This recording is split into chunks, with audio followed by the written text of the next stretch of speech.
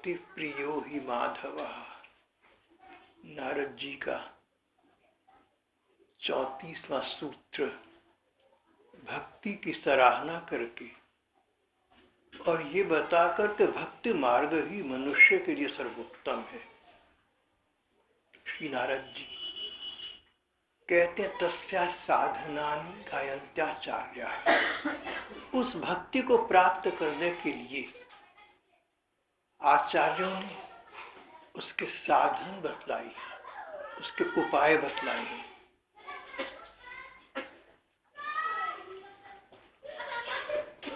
आचार्यों ने बताई, आचार्य जो स्वयं आचरण कर चुके हों और फिर बात बताए, उन्हें आचार्य कहते हैं। किसी भी साधना पद्धति में, विशेषकर भगवत भक्ति के मार्ग में, जिन लोगों ने अपने आचरण के द्वारा, अपने वाणी व्यवहार के द्वारा, जिन्होंने व्यावहारिक स्तर पर भक्ति मार्ग पर चलकर भगवान को प्राप्त कर लिया, उन्हीं लोगों के द्वारा भक्ति पथ बताए जाने का लोगों पर स्थायी गहरा प्रभाव पड़ सकता है। नारद जी कहते हैं कि भक्ति के जो आचार्य हुए, आचार्य जिन्होंने भक्ति के अनुकूल आचरण किया, जिनके आचरण में, जिनके आचार विचार में भगवान के प्रति भक्ति भाव था, और जब आचार विचार में था, आचरण किया, तो भगवान की उन्हें प्राप्ति भी हो गई। तो इस प्रकार के प्रेमी संत जन जिन्होंने भगवान को आचरण द्वारा प्राप्त कर लिया, इस प्रकार के आचार्यों ने तस्या साधनानि, इस भक्ति के साधनों का, इस भक्ति को प्राप्त करने के उपाय का गायन्ति आचार्य, गायन्ति गायन किया है, गायन किया है। श्रीमद् भगवद गीता के विषय में ये उक्ति कही गई। गीता उपदेश नहीं है, ये तो गीत है, गायन है। गीत जो सरल भाव से व्यक्ति एक दूसरे को बताए, हास पर हासपूर्वक कोई उपदेश करे, तो उपदेश करने में, उपदेश श्रवण करने में एक प्रकार की गंभीरता आ जाती है, एक प्रकार का शासन आ जाता है, एक प्रकार का नियंत्रण आ जाता है। विद्वान कहते हैं कि श्रीमद् भगवद गीता श्री भगवान का अर्जुन के प्रति गीत गायन है। उपदेशात्मक प्रणाली से बात कहो तो उतना प्रभाव नहीं पड़ता जितना सहज वार्तालाप के ढंग से की गई बात का प्रभाव पड़ जाता है। तो जैसे गीता गीत है, गायन है, सरल भाव से, सहज भाव से अर्जुन को संबोधित एक वार्ता है। इसी प्रकार जिन लोगों ने अपने आचरण के द्वारा भगवान को प्राप्त कर लिया, उन्होंने गायन्ति, बड़े सरल भाव से, बड़े सहज भाव से, बड़े सुगम उपाय से भगवान को पाने के मार्ग बताए। जो व्यक्ति एक मार्ग पर चलता है और लक्ष्य को प्राप्त कर लेता है, उस मार्ग का उसके द्वारा बताए जाना एक आनंद का विषय है। कारण उसने दत्त वस्तु को प्राप्त कर लिया, सुखपूर्वक बताता है। कोई व्यक्ति कन्याकुमारी मंदिर गया और उससे हमारी वार्तालाप हो जाए, तो वहां कैसा है, क्या है, मार्ग कैसे है, ये सब बताने में उस व्यक्ति को बड़ा सुख मिलेगा। कहेगा ना कि मैं तो होकर आया, मुझे सब पता है। तो जिस प्रकार किसी तीर्थ, किसी नगरी में जाकर वापस आने वाली वहां के विषय में आपको सारी वार्ता सुखपूर्वक बताती है। यहां तो भगवान और भक्ति की बात चल रही है। तो फिर जिन लोगों ने भक्ति के मार्ग का आचरण करके भगवान को पा लिया, वे लोग साधारण सांसारिक लोग तो है नहीं, व्यापारी तो है नहीं। एक व्यापारी को किसी उपाय के द्वारा धन संचय का मार्ग पता चल जाए तो अन्य व्यापारियों को तो उसका इंगित भी न होने देगा। संसार तो ऐसा है। लेकिन जिस व्यक्ति ने भगवत धन प्राप्त कर लिया, जिसने भगवान की प्रसन्नता का परितोष प्राप्त कर लिया, जिसने श्री भगवान के प्रेम का धन प्राप्त कर लिया, वो सांसारिक व्यापार से अलग हो जाता है। वो चाहता है कि जो सुख मुझे मिला ये औरों को भी मिले। इसका एक कारण भी है, सांसारिक धन पता चल जाए कहीं पड़ा है, आप दूसरे को बता दें, वो भी ले आए तो आपका कुछ कम हो गया। लेकिन भगवत प्रेम का धन आप किसी को बता दें तो उसको तो मिल गया और आपका अधिक बढ़ गया। भगवत प्रेम इस प्रकार की वार्ता है। कहते हैं जिस प्रकार एक दीवे से दीवे पर दीवे जलाते जाओ तो पहले दीवे के प्रकाश में कोई कमी नहीं आती, इसी प्रकार भगवत प्रेम का ये आलोक है। इसकी आलोक शिखा चिरंतन, इसकी आलोक शिखा, इसका प्रकाश सतत प्रवहमान है, इसमें कोई अवरोध नहीं आ सकता। भगवत प्रेमी लोग जो भगवान को प्रेम करते हैं, भगवत प्रेमी लोगों के मन में करुणा होती है, उनके मन में दया होती है। भगवत प्रेमी का तो अर्थ यही है ना कि सबके प्रति करुणावान। प्रेम का अर्थ है अपने प्रेमी का, अपने प्रियतम का सब जगह दिखना। कहते हैं कि लैला मजनू को बड़ा प्यार था एक दूसरे के लिए, और लैला बहुत बदसूरत और काली लड़की थी। मजनू के सामने आप सुंदर सुंदर स्वर्ग की अप्सरा लाकर खड़ी कर दे, उसको लगता था कि लैला खड़ी है मेरी। विचित्र है ये प्रेम का साम्राज्य। सब जगह अपने प्रियतम दृष्टि गोचर होते हैं, उनका विचार आता है, उनका स्मरण होता है। जो भगवत प्रेमी है कैसे हो सकता है फिर कि उनको परम प्रियतम और परम प्रेमी भगवान का सहज स्मरण जीव मात्र को देख कर ना हो। भगवत प्रेमी, भगवत प्राप्त लोगों का यही तो लक्षण है। उनके मन में दूसरे लोगों के लिए, सभी जीवों के लिए हृदय में एक अनुराग उद्वेलित हो जाता है। सबके प्रति मन में प्यार और करुणा उत्पन्न हो जाती है। भगवत प्रेमी तो ऐसे होते हैं। संसार में देखते हैं क्लेश है, कष्ट है, तो भगवत प्रेमी जन करुण हृदय है। वो चाहते हैं कि जिस प्रकार के भगवान के नाम के धन को हमने प्राप्त किया, जिस प्रकार भगवान के प्रति विश्वास को हमने प्राप्त किया, भगवान के नाम का धन ही धन है, भगवान के प्रति विश्वास होना ही धन है। तो जो हमारे पास नाम धन है, जो हमारे पास विश्वास धन है, काश के संसार के सभी लोगों को प्राप्त हो जाए तो वो लोग भी अपने कष्ट और क्लेशों से मुक्त हो जाएं। करुणा हृदय भगवत प्राप्त संत जन जीव मात्र के कष्ट क्लेशों को निवृत्त करना चाहते हैं। इसलिए जिस पथ पर चलकर उन्हें प्रभु प्रसन्नता प्राप्त हुई, उस पथ का प्रदर्शन संसार को, समाज को, संपर्क में आने वाली सभी जनों को कर दिया करते हैं। कहीं धन पड़ा पता चल जाए व्यापारी को तो बताना किसी दूसरे को नहीं चाहेगा, और बताएगा तो दुख पूर्वक बताएगा, बेचारा ये भी तो ले जाएगा हिस्सा मेरा, नहीं तो मेरा रहता। लेकिन जो भगवत धन है ये ऐसा कि भगवत प्रेमी चाहते हैं कि लोग भगवान के धन का, भगवान के नाम धन का, भगवान के नाम धन को प्राप्त करें, उसका प्रयोग करें। चाहते हैं जैसे हम हैं ऐसे ये भी हो जाए। तो फिर इस प्रकार इस प्रकार जीव मात्र का कल्याण करने को तत्पर भगवत जन भला सुख पूर्वक, हर्ष पूर्वक, गा गा कर, प्रसन्नता पूर्वक अन्य जनों को भगवत प्राप्ति का उपाय, भगवत प्राप्ति का मार्ग क्यों न बताएंगे।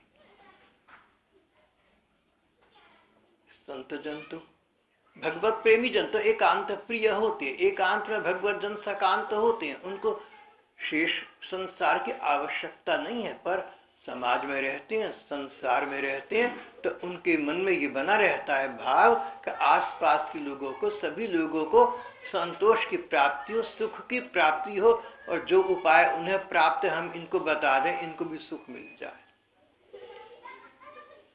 नारद जी कहते हैं तस्या साधनानि गायन्त्याचार्याः, जिन लोगों ने आचरण करके, जिन लोगों ने भक्ति के मार्ग पर चलकर भगवान के प्रेम को प्राप्त किया, वे लोग सुख पूर्वक, करुणा पूर्वक चाहते हैं सभी लोगों को बता देना कि भाई ये धन है, नाम का धन है, विश्वास का धन है, प्रेम का धन है, तुम इसको प्राप्त करके संतुष्ट हो जाओ, तुम भी धन्य हो जाओ।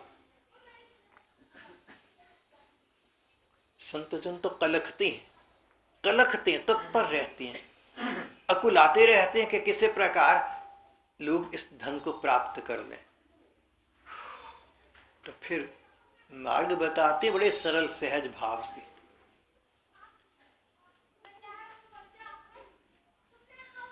35वें सूत्र में आचार्यों ने जो उपाय संजोकर भगवान को प्राप्त करा, वही अपने उपाय अब करुणा परवश होकर सभी लोगों को बता रही हैं।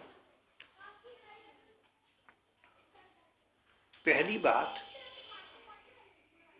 निषेध बता रही हैं, जो नहीं करना चाहिए, नकारात्मक बात।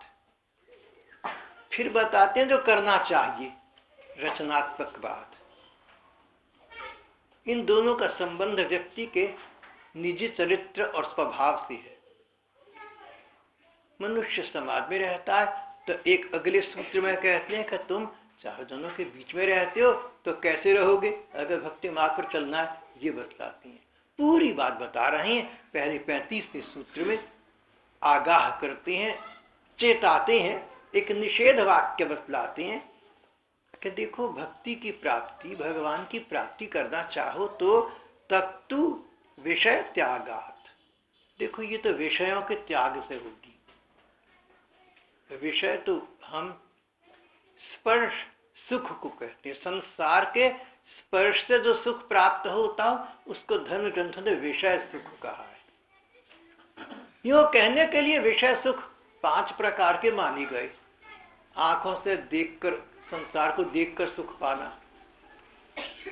कानों से संसार की वार्ता श्रवण करके सुख पाना, नासिका से घ्राण करने पर, सूंघने पर सुख पाना, मुंह से खाने पर सुख पाना, और हाथों से या त्वचा से, शरीर से स्पर्श करने पर सुख पाना। तो गहराई से देखें तो अध्यात्म ये कहता है कि ये 5 सुखों में जो त्वचा का सुख है, त्वचा, शरीर, स्किन, कहने के लिए तो जो त्वचा का स्पर्श है, जो हाथों से शरीर से स्पर्श है, उसको स्पर्श कहा है। पर जो शेष अन्य 4 विषय हैं, गहराई से देखिए तो ये भी स्पर्श है। हम खाना खाकर अगर अपने मुंह को सुख देते हैं तो स्पर्श तो हो गया ना। अन्न का स्पर्श जिह्वा के साथ हुआ, स्पर्श तो हो गया। हम किसी की बात सुनकर सुख पाते हैं, कोई अच्छी बात सुनकर सुख पाए, कोई बुरी बात सुनकर सुख पाए। दूसरे के मुंह से बात निकली और हमारे कान में गई तो वायु के द्वारा ये स्पर्श तो हो ही गया। इसी प्रकार धर्म ग्रंथों ने दृष्टि स्पर्श को कहा है। कोई जगह देखते हैं ना, तो जहां हम देखते हैं वहां का हमारा एक संबंध स्थापित हो जाता है, मस्तिष्क में रेखाएं खिंच जाती हैं। तो दृष्टि का भी स्पर्श है, वाणी का भी स्पर्श है, अन्न का भी स्पर्श है, घ्राण का भी स्पर्श है, त्वचा का स्पर्श तो है ही। तत्तु विषय त्यागात। अब शरीर है तो अंग इंद्रिय तो होंगे ही, और ये सब हैं, तो इनके द्वारा संसार का स्पर्श भी होगा। अंधे बहरे बनकर रहना तो बड़ा कठिन है, न कोई रहना चाहता है, न कोई रह पाता है। तो नारद जी कहते हैं तत्व विषय त्यागात, लेकिन ये भक्ति जो प्राप्त होगी तुम्हें, मैं अपने अनुभव से कहता हूं, संतजन अपने अनुभव से कहते हैं कि शरीर सुख के लिए जब तुम विषयों का प्रयोग करोगे तो भक्ति मार्ग में ये बाधा बन जाएगी। शरीर के अंगों का प्रयोग तो करना ही है, अन्न ग्रहण करना है तो करना है, नहीं तो क्षुधा निवृत्ति कैसे होगी। ये पांचों विषय अगर आवश्यकता के अनुकूल, आवश्यकता के अनुपात में ग्रहण किए जाएं तो कोई बुराई नहीं है। अब देखिए यहां पर मैं थोड़ा सा बोल रहा हूं तो ये बोलने को तो कोई संतजन बुरा नहीं कहेंगे, कहेंगे अच्छी बात कह रहे हो तो अच्छी बात है, इसको तो कोई बुरा नहीं कह रहा, स्पर्श तो इसमें भी है। और आप लोग सुन रहे हैं तो कोई ये भी नहीं कहेगा, कोई महात्मा ये थोड़ा कहेंगे कि आप क्यों सुनते हो, तो स्पर्श हो गया तो विषय हो गया। तो बोलने का विषय और सुनने का विषय, जब ये दोनों का प्रयोग भगवान नाम के लिए है तो इसको तो आदर्श कहा है। जहां जहां हम विषयों का सुख अपने स्वार्थ के लिए, अपने शरीर के लिए प्राप्त करते हैं, न तो अपने स्वास्थ्य का विचार करें, न समाज की मर्यादा का विचार करें, न धर्म का विचार करें, न कोई किसी प्रकार का कोई सीमा हो, कोई सीमा न हो,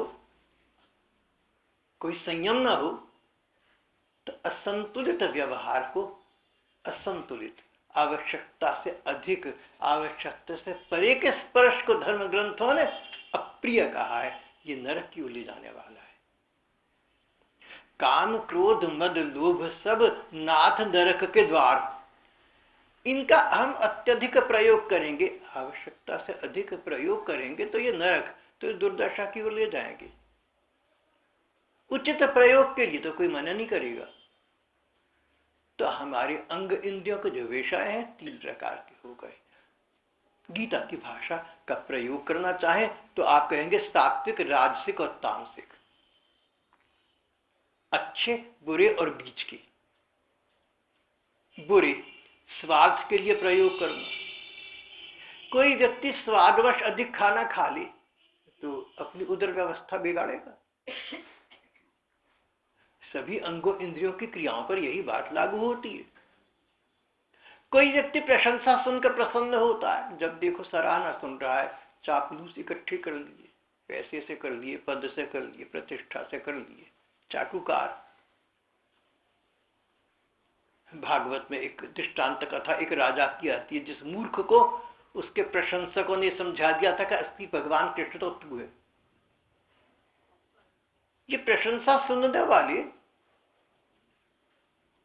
इनका मस्तिष्क विचित्र बन जाता है। ये चाटुकारों के एक एक शब्द को सत्य मानने लगते हैं। अंग्रेजी के सबसे बड़े काव्य पुरुष हुए विलियम शेक्सपियर 400 वर्ष पहले, कहते थे एक झूठ को तुम 30 दिन तक लगातार बोलो, 31 दिन तुम्हें अपने को लगेगा कि तुम सच बोल रहे हो। अभ्यास ऐसी वस्तु है।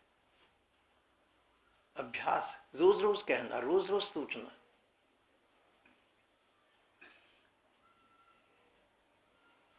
तो चाटुकारिता,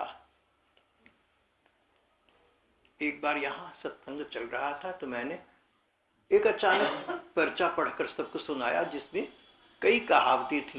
एक कहावत थी, beware of those who always agree with you, उन लोगों से बच के रहना जो जब देखो तुम्हारी हाँ में हाँ मिलाती हैं। बाय द वे, प्रसंगवश मैं तो बचपन से बचकर रहा हूं लोगों से जो मेरी हर बात को ठीक कहते, पता नहीं कैसे, छोटा बच्चा था तब से। जिन लोगों को देखा बिल्कुल ठीक है जी, गजब की बात है, बहुत बढ़िया, तो 99% केसेस में मैं पहचान जाता था कि इनका क्या मतलब है, और मैंने उनकी बात को कोई गंभीरता से नहीं लिया। कहीं कहीं सच्ची प्रशंसा भी करने वाले होते हैं, अध्यात्म के नाते में मिल जाते हैं, लेकिन संसार की यहाँ चर्चा चल रही है। तो जब मैंने ये पढ़कर सुनाया, beware of those who always agree with you, सदा कोई आप बात कहें गलत, you are God, you can do no wrong, ये कैसे हो सकता है? ये असंभव है। मनुष्य स्वभाव से अपूर्ण है। पूर्ण तो एकमात्र परमात्मा है। पूर्णमदः पूर्णमिदं पूर्णात् पूर्णमुदच्यते पूर्णस्य पूर्णमादाय पूर्णमेवावशिष्यते, ये तो एकमात्र भगवान का लक्षण है। श्वेताश्वतर उपनिषद में तो एक उक्ति इसी आशय की आती है, जिसका अर्थ है कि एकमात्र परमात्मा ही परमात्मा है, उन जैसा दूसरा कोई हो ही नहीं सकता, फिर उनसे अधिक तो कोई कैसे हो सकता है। और प्रसंगवश यही बात श्वेताश्वतर उपनिषद तो हजारों लाखों बरस पुराना है। अभी 1400 बरस पहले कुरान शरीफ में यही आयत समन्वित की गई, अल्लाह अकबर, अल्लाह बिस्मिल्लाह, God alone is God and none that can be next to him. How can then anyone be superior to him? जो श्वेताश्वतर उपनिषद में हमारे ऋषि मुनियों ने बात कही ना हजारों बरस पहले, वही बात सैकड़ों बरस पहले कुरान में भी आ गई।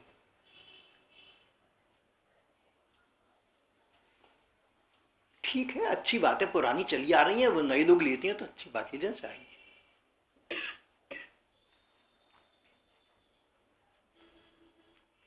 मनुष्य पूर्ण नहीं हो सकता, इसलिए उसकी सभी बातें सदा ठीक होंगी ये भी नहीं हो सकता। तो जो लोग ऐसा कहते हैं किसी व्यक्ति को, जब देखो आपकी बात ठीक है, आप गलत नहीं हो सकते इत्यादि, अध्यात्म की बात नहीं चल रही, संसार की बात चल रही है, तो ये सब लोग जो ऐसा कहते हैं चाटुकार हैं, ये उस व्यक्ति से कोई स्वार्थ सिद्ध करना चाहते हैं, या उससे कोई लौकिक लाभ उठा रहे हैं या उठाना चाहते हैं, और या नितांत मूर्ख हैं। और क्या होगा? पुरानी बात है, मैं पढ़ाया करता था अम्बालिक के किसी कॉलेज में, तो 150 लड़के पढ़ते थे। लड़के मीन्स लड़के का मतलब विद्यार्थी, छात्राएं और छात्र। तो मैं उनसे पूछता, तुम्हें समझ आ गया? तो yes sir, yes sir, yes sir. तो मैं उनसे कहा करता, देखो डोंट ट्राई के parrot keep on saying yes sir, yes sir. तोते की तरह से मत कहिए हाँ जी, जी हाँ, ठीक है सर। अरे मैंने कहा कोई बात समझ में ना आए तो मुझसे पूछो, तर्क करो, युक्ति करो, प्रश्न करो, जिज्ञासा करो।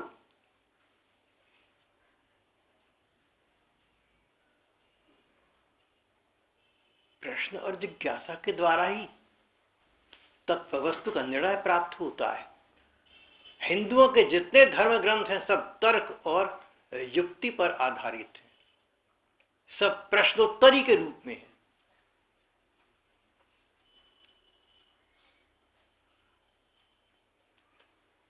तो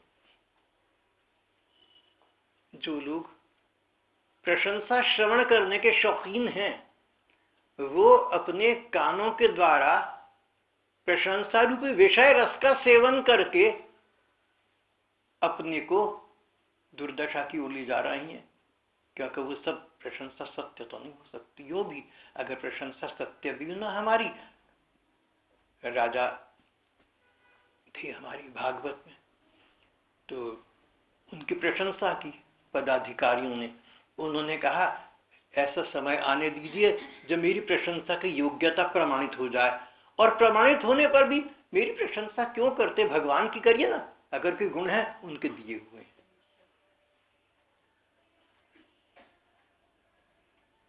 कोई व्यक्ति प्रशंसा सुनकर प्रसन्न होता है तो उसमें कोई न्यूनता है, उसमें कोई कमी है।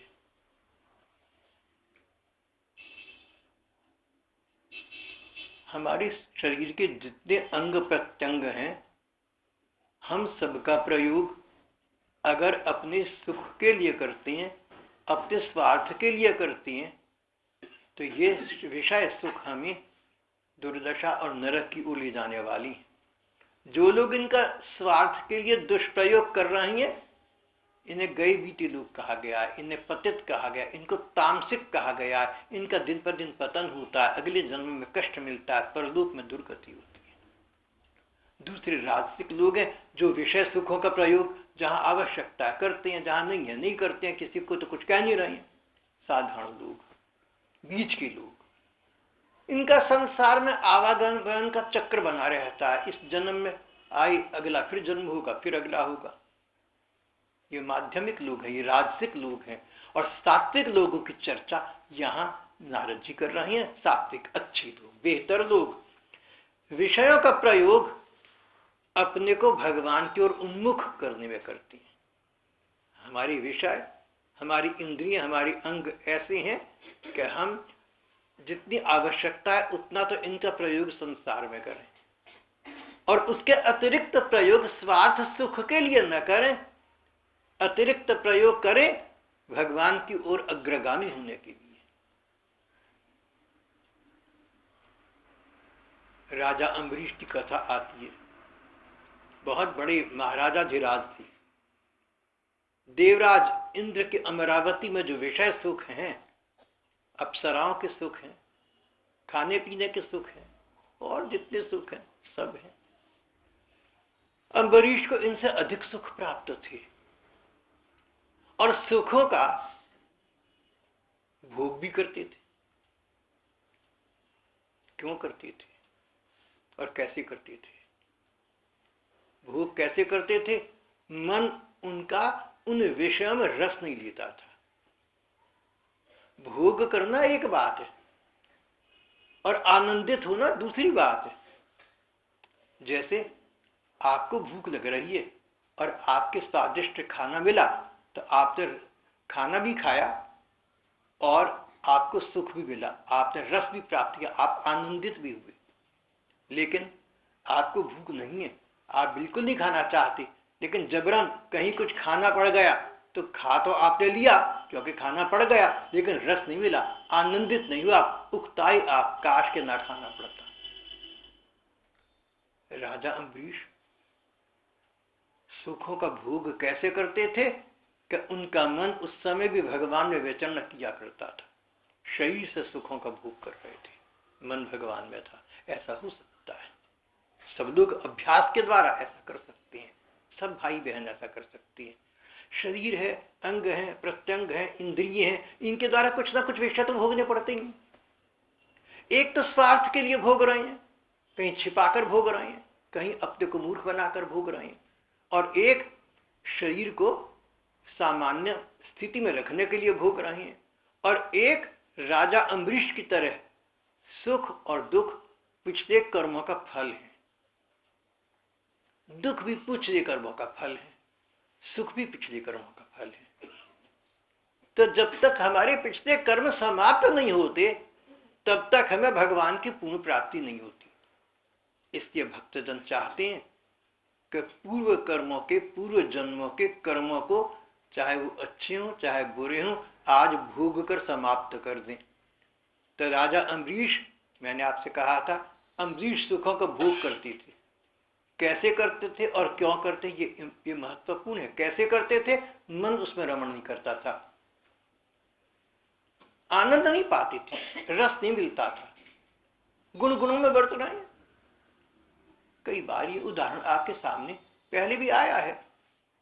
आपको कोई पेय बहुत पसंद है, कोई चाय है या कॉफी है या दूध है, लेकिन आप बातचीत पे इतना लगे हुए हैं या काम में इतना लगे हुए हैं कि आप पूरा सिप कर गए, पूरा सटक गए, पी गए, और घर में पूछा कैसा लगा आपको? बहुत अच्छा था ना।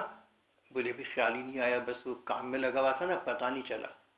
तो आपने सुख को भोगा है, लेकिन सुख में सुख की अनुभूति नहीं की।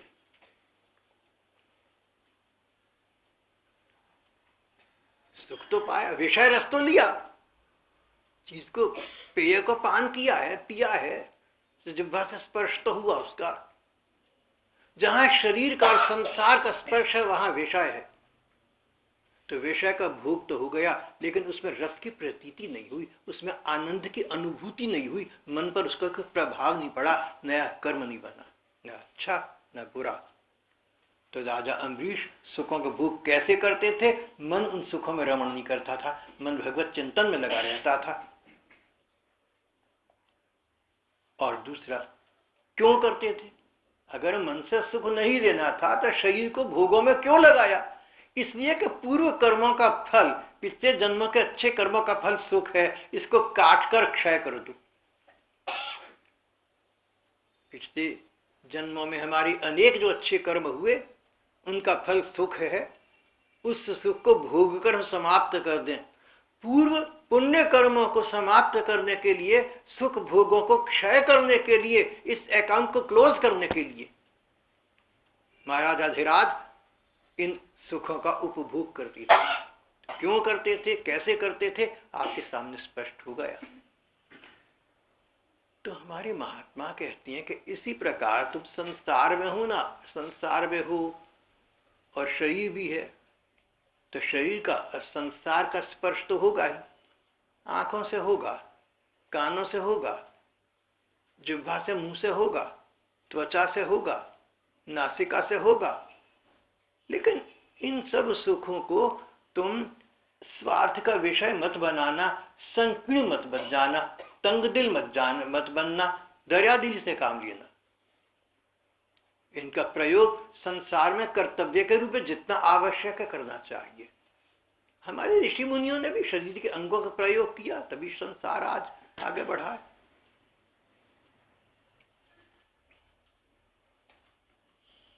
तो जितनी आवश्यकता है, कर्तव्यवश जितनी आवश्यकता है, उतना उपभोग करना अपने स्थान पर उचित है। अच्छा ये कि उस समय भी मन ही मन भगवान के नाम का जप करती रहे।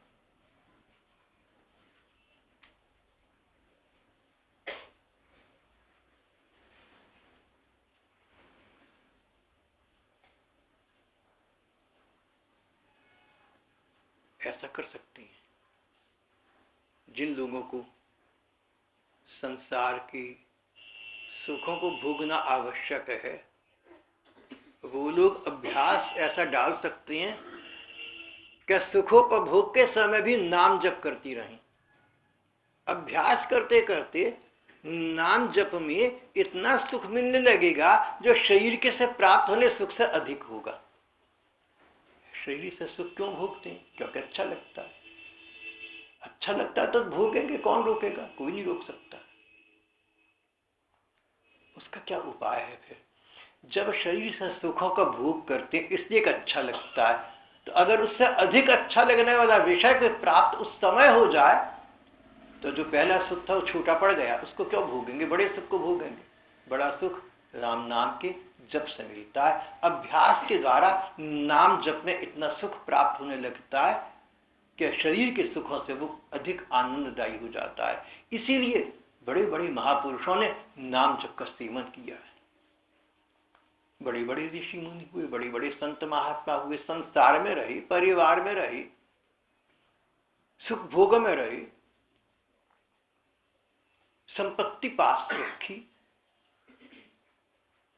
पद प्रतिष्ठा को पास रखा, संतान हुई। बस यही बात है ना, अंतर हो गया कि उन लोगों ने इन सारे सुखों के भोगने के दौरान अपने मन को ऐसा बना लिया था कि नाम जप का सुख उस समय भी उन्हें मिलता रहता था जिस समय विषय रस में डूबे संसार को लगती थी। नाम जप का अभ्यास मनुष्य के मन को, तन को और जीवन को अत्यधिक आनंदमय बना देता है, परमाह्लादित कर देता है। संसार के और शरीर के स्पर्श से प्राप्त होने सुख उसके सामने फीके हो जाते।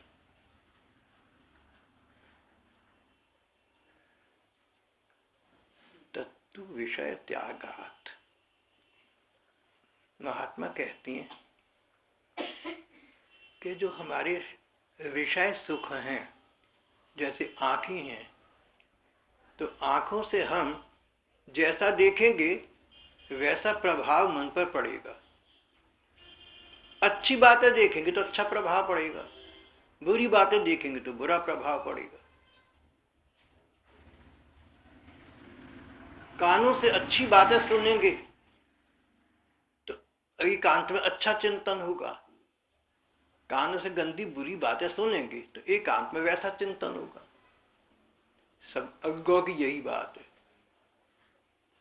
जैसा हम संसार को ग्रहण करेंगे अच्छा या बुरा, वैसा अच्छा या बुरा मन चिंतन करेगा। मन का स्वभाव कहीं लगने का है, या तो संसार में लगेगा या भगवान में लगेगा।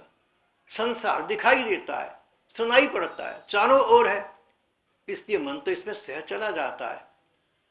सत्संग के द्वारा, अभ्यास के द्वारा, स्वाध्याय के द्वारा, सद्ग्रंथावलोकन के द्वारा व्यक्ति चाहे तो बाह्य जगत को, इस दृश्य जगत को निस्सार मानकर अपने मन को भगवान में लगाई रखे।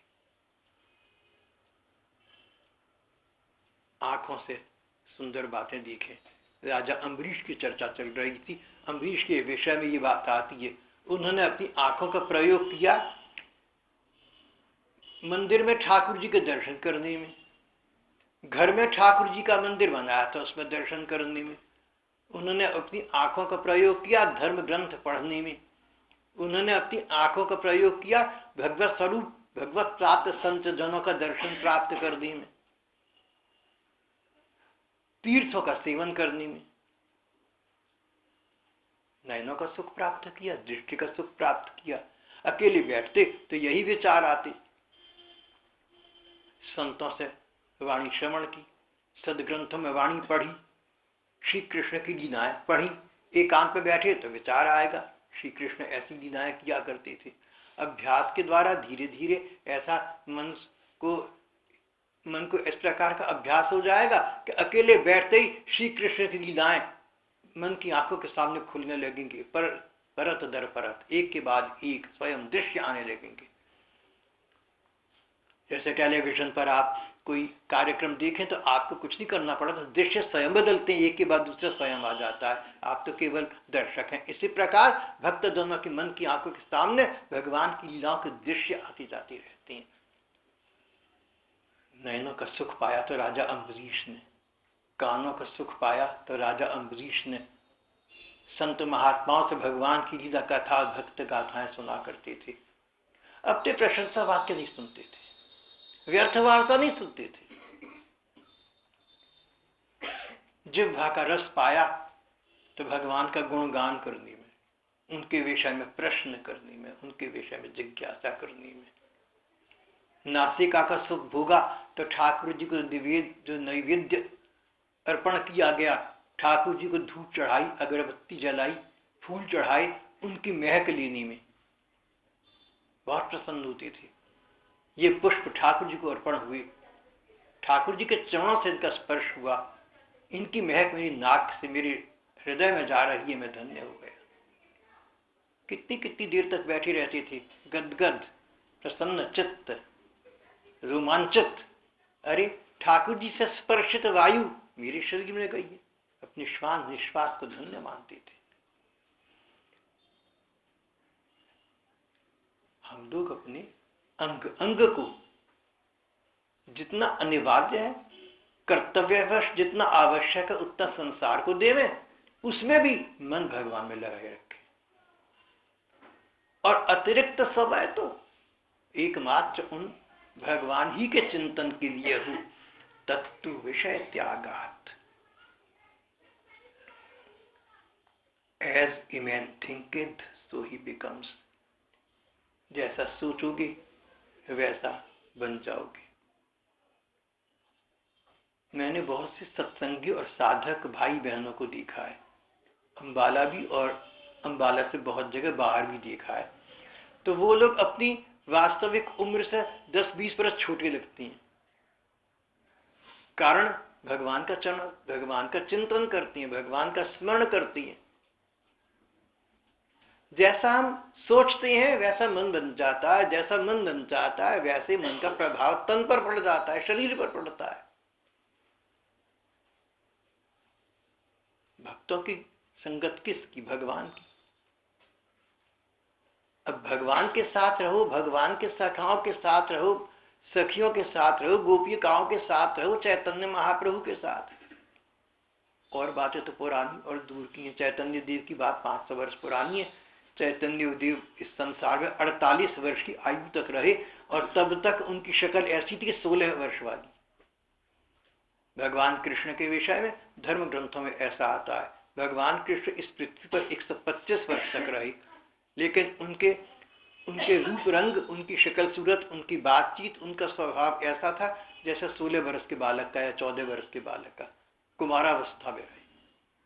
ये तो पुरानी बात हो गई, 5,500 वर्ष हो गए। चैतन्य महाप्रभु तो 500 वर्ष पुरानी बात है। 48 वर्ष के इस धराधाम को त्याग कर जब गए तो देखने में ऐसा लगता था कि 16 वर्ष की है। और मैंने अब भी देखा है, जो लोग सत्संग में लगी रहती हैं, जो भगवान के ध्यान में लगी रहती हैं,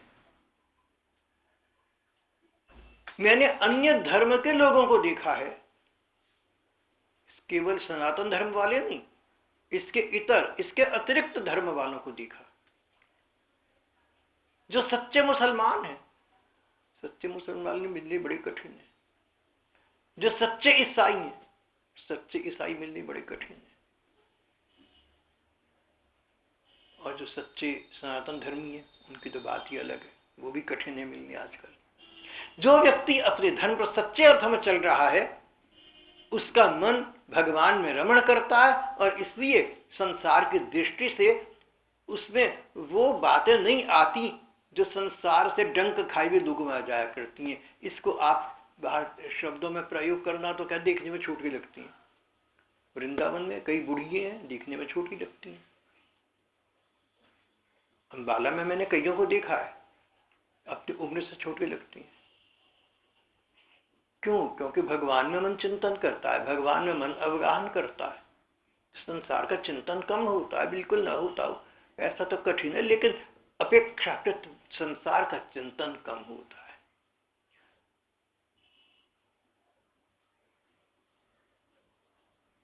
तो अपने इंद्रियों के विषयों को आवश्यकता के अनुरूप भोग कर शेष प्रयोग भगवान के प्रति करने में विषय त्याग हो गया, आसक्ति का त्याग हो गया, और मन भगवान के चिंतन में आसक्त अनुरक्त हो गया, तो जैसे भगवान वैसे हम धीरे धीरे बन जाएंगे।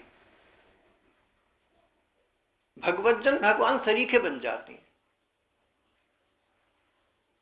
भक्ति साहित्य पढ़कर देखें तो बताते हैं कि भगवान कृष्ण जो लोग उनको बहुत प्रेम करते हैं, उनको अपने सखी या सखा के रूप में अपने नित्य गोलोक धाम में स्थान दे देते हैं।